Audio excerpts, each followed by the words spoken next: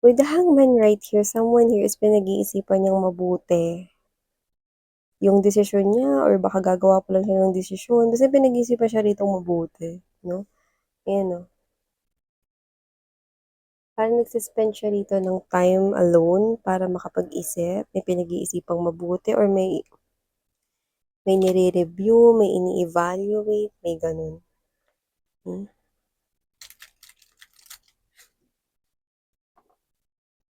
At kung ano man yun, with the King of Earth energy, I do see that this is someone here na posibleng matagal na sa buhay mo, 'no? Look at that. This looks like an old tree in the background. Maybe this is a friend or someone you know ng matagal na, okay? Whoever this individual is, this person here is mabuti naman yung aura, mabuting tao naman yung aura niya, nakikita naman natin yon. Pero kung sino man siya rito, parang meron siya rito iniisip. Actually, parang lumalabas pa nga na parang problema yun eh. Pero mukhang problema niya yun. Yan. Let's see. Siyempre, problema niya yun. Alam nga namang problema ko. Ako yung reader dito. So, alamin natin yung problema. Just take how this resonates.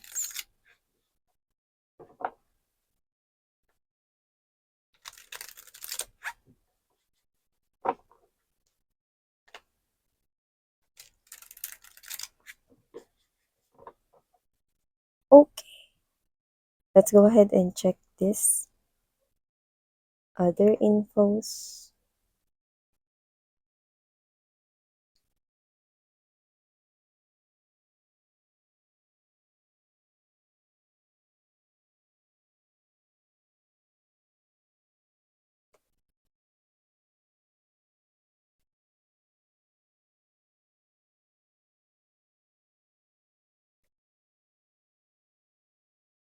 Oh, okay.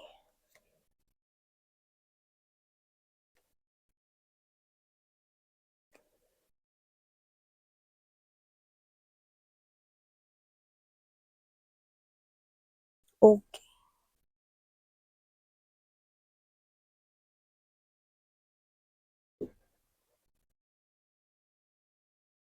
So, hey there mga may loves collective. Thank you so much for always staying here with me in this channel, babes. So, before we start your reading, reminders muna us na hindi to for everybody. And of course, this is timeless as well. So, yan mga babes, wala tayo ditong gender, bae, lalaki, LGBT, lahat kayo welcome. And yun nga mga babes, na pwede nyo rin pong i-flip yung roles if you want. Because it's general reading and at the end of the day, you always have your free will na free nyo rin namang gamitin. So, yun nga mga babes, no, na tayo ditong time period. Kaya posibleng ito ay tapos na or nangyari na. Sa iba, nangyayari sa kasalukuyan at sa iba naman ay hindi pa at isang prediction sa kanilang future. Pero, so nakikita ko dito mga babes, no, yan o. Kung hindi nyo pa knows pala, meron pa tayong other channel. Ang link ay nasa ating description box. So, we have here this Six of Water energy and this Ace of Air. Well, I do see. Kung ito man ang situation ninyo ng person na ito, it looks like nag-agree kayo na maging friends na lang. Or maging friends. Siguro nag-confess na siya ng emotions and feelings sa'yo because I'm seeing Two of Cups present right here and there's this Six of Cups, no? Maaring nagtapat na siya ng emotions and feelings sa'yo at posibleng ikaw, baka meron kang ibang nagugustuhan, no? Or meron kang iba ritong ka-in relationship. Okay? So, posibleng nag-agree na kayo na maging friends na lang. At dito nakikita ko na with the Three of Earth energy and there's this Five of Fire, Three of Water, ibig sabihin, this is you. Okay lang sa'yo, hindi awkward sa'yo na maging friends pa rin kayo kahit na nag-confess na siya ng emotions and feelings for you. Kasi yung iba sa inyo posibleng friend niyo naman na siya, before bago pa siya umamin ng feelings and emotions sa'yo. And may mga individual talaga na 'pag meron silang taong nagugustuhan, dun talaga nakapaling yung kanilang atensyon. Kaya kahit na nag-confess yung emotions and feelings yung friends, ninyo, hindi kayo nakakaramdam rito ng parang disappointment or kailangan ninyo siyang iwasan or whatever na hindi gano'n 'no. Pero etong friend ninyo na lumalabas dito, mukhang siya yung hindi okay na friends lang kayo. Pero kailangan niyang maging fake it to make it. Alam mo yun? Fake it to make it, 'di ba? Nakita ko yan dito mga babes 'no, kung sino man 'tong ka-deal ninyo, medyo challenging ito para sa kanya. Kasi ikaw kaya mo maging friends kayo, pero siya hindi niya kaya na maging friends lang kayo. Yan. Sa iba sa inyo, posibleng hindi niyo 'to friend, posibleng ito yung ex ninyo na naging agreement ninyo na maging friends na lang kayo, may nagugustuhan ka ng iba. So, parang hindi niya matanggap na friends na lang kayo. Yan. May gano'n.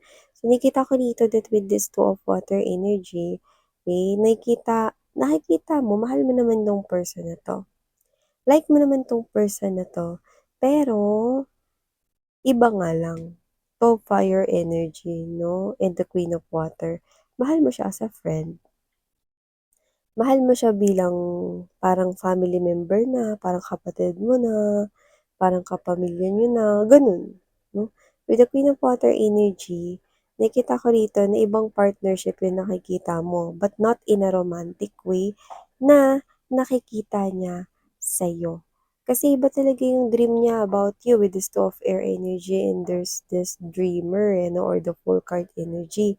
Ang gusto niya talaga dito is relationship, two of cups sa inyo. Kaya medyo nagiging challenging 'no at mahirap ito para sa kanya 'no. Yung parang naalala ko yung ano, expression ni ano, 'no, ni Vice Ganda ano yung, "Kaya ba 'to di?"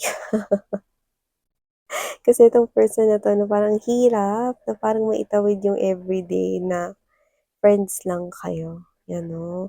Kahit deep down inside is gusto naman talaga niyang maging kayo. Pero ano nga bang magagawa niya 'no, hindi naman puwedeng kontrolin ang damdamin at emotions at sabihin na siya na lang yung mahalin mo.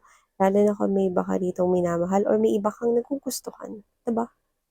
So, nakikita ko rito na parang you also do not want to lose this person right here as a friend because ikaw ito na aminado ka na siya ito na parang isa sa mga good friend mo, 'di ba? And when we say good friend, this is someone here na ayaw nating bitiwan kasi ano siya, 'no, maganda siya bilang isang kaibigan, okey?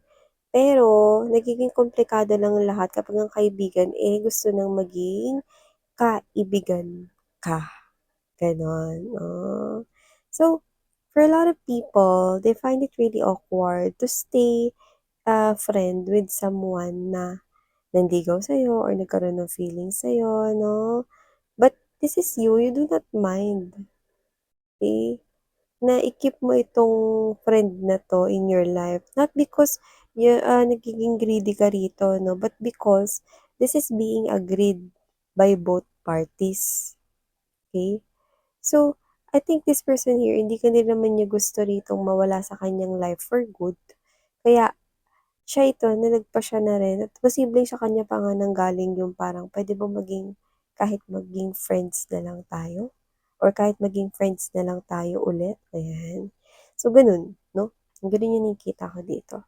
So, whoever this energy is picking up today, I do see that these two individuals right here are definitely magkaiba yung kanilang feelings and emotions 'no, magkaiba ng pathway yung tinatakbo ng kanilang emotions.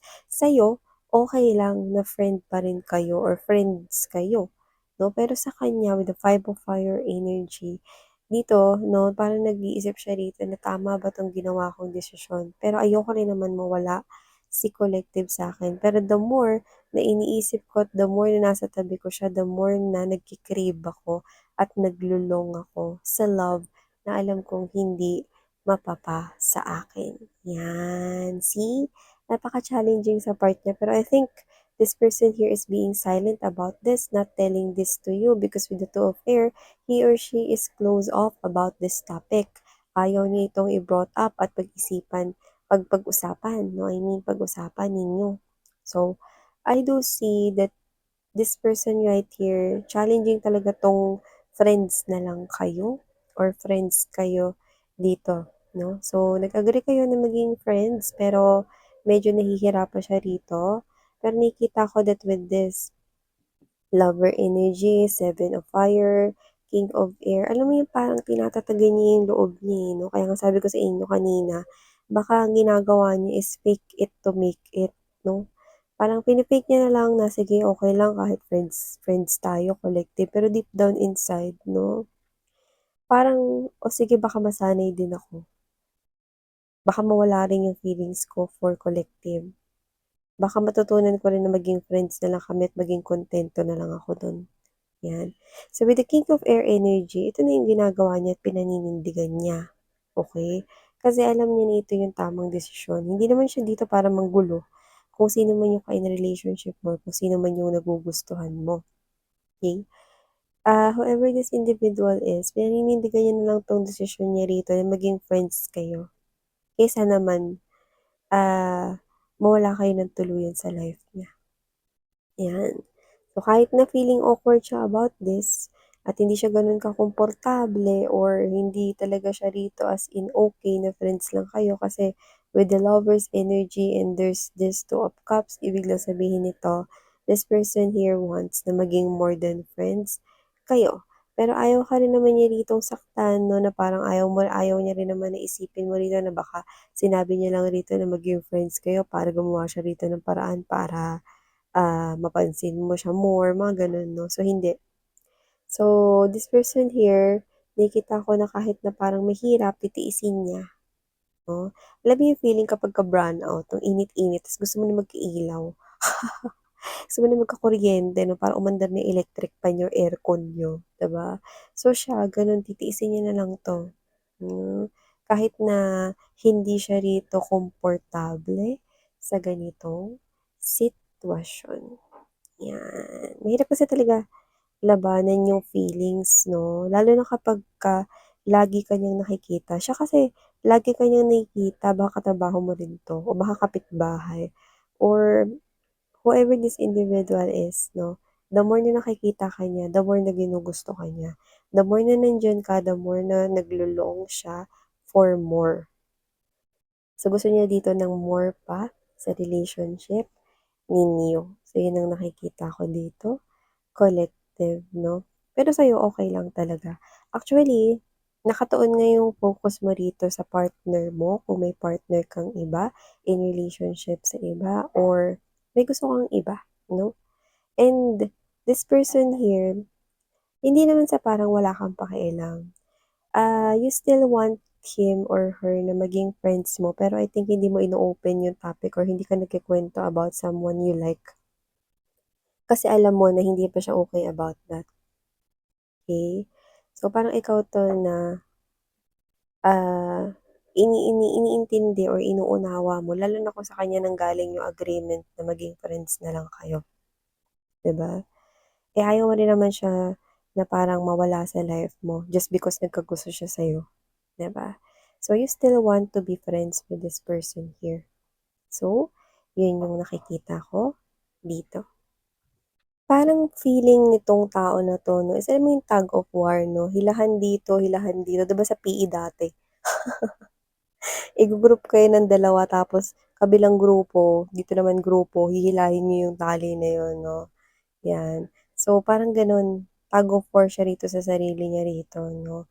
Challenging kasi 'tong parte na 'to 'no, pero sa kabilang banda, iniisip niya na okey na rin 'to kasi parang siya 'to na parang although iniisip niya na baka yung time yung makapagpabago ng feelings for you, baka sa kalaunan mawala rin yung feelings niya para sa'yo, 'yan 'no. Pero meron din part talaga sa loob-loob niya 'no, sa kaibuturan ng kanyang heart dito na parang parang meron pa rin siya ritong a little bit greediness na parang siguro 'pag tumagal-tagal yung panahon 'no, malay ko naman kung kami talaga ni Collective, yung mga gano'n. Parang may konting pag-asa pa din 'no, sa ilalim ng puso niya 'no, na parang hindi niya yun ilalaban pero nakita natin yun. Parang parang umasa pa rin siya na baka hindi kayo niyan ng person na 'yan, baka kayo talaga 'no, parang eto siya na parang hindi ako aalis sa tabi niya, parang may gano'n, may a little bit greediness pa rin. Siyempre hindi naman 'yun mawawala sa mga taong nagmamahal, 'di ba? Yung hangarin mo yung tao na gusto mo na maging kayo. So meron siya niyan 'no, pero at the same time, hindi niya 'yan bibigyan ng atensyon in the long run. Kasi ang pinakagagawin niya talaga rito is maging kontento na maging kaibigan mo. So, wag kang mag-alala. Sinabi ko lang din sa'yo 'yun kasi para alam mo. Lumabas kasi. So, whatever the case may be, yun na nakikita ko rito coming from this person here. So, nakikita ko rito na sa ngayon, medyo nahihirapan siyang i-balanse with the two of earth energy, no? Kasi pangarap niya naman talaga na maging more than friends kayo. Pero, sa tingin ko, ramdam niya rin talaga na wala talaga siya ritong pag-asa sa'yo.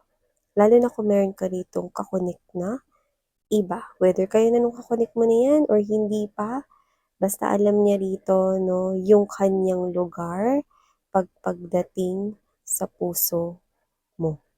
So yeah, these are all the messages you've got right here coming from this individual connecting here in a very heart space level sa'yo.